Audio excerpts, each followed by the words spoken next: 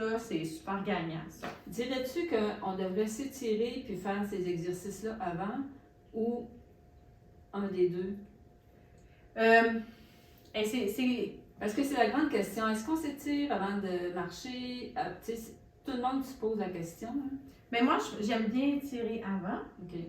Parce que ça permet vraiment aux muscles d'être plus relâchés quand on a de la spasticité, par exemple, puis d'aller chercher toute l'amplitude, puis au lieu de se battre contre la spasticité, bien, on en a éliminé un petit peu.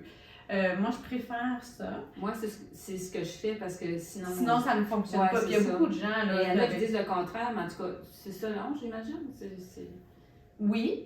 Une des choses aussi, c'est que faire de l'activité, ça peut aussi augmenter. Si c'est très difficile, ça va augmenter votre tonus. Okay. Puis vous pourriez être plus spastique après. À ce moment-là, des fois, il y en a qu'il faut qu'ils réétirent un petit peu. Mais si on a déjà étiré un petit peu, souvent après, le tonus, il n'est pas installé depuis très longtemps, fait que ça se relâche assez rapidement. Okay. J'ai plein de cas là, de gens, dont toi, là, qu'on étire avant, puis tu sais, vraiment, tu sais, après, il y a du tonus pendant les exercices, mais le tonus, il s'enlève vraiment rapidement. Mais les premiers, là, moi, surtout les jambes, là, quand je mobilise les jambes en début de séance, là, ouf, là, c'est vraiment difficile. C'est moi qui travaille, tu sais, puis à la fin, là, c'est vraiment plus facile. Même souvent, la personne est capable de le faire elle-même parce qu'elle est capable de se mobiliser.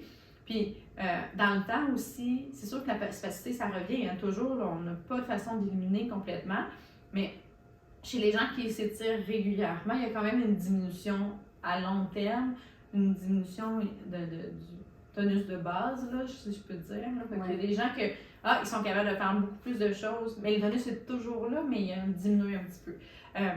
Mais c'est complexe, là, c'est vraiment... mais oui. Puis la seule chose qu'on ne recommande pas, c'est de s'étirer après avoir fait de l'activité physique d'intensité élevée. Parce qu'on fait des micro-déchirures dans nos muscles à ce moment-là. Puis là, on irait étirer encore plus sur ces fibres musculaires-là.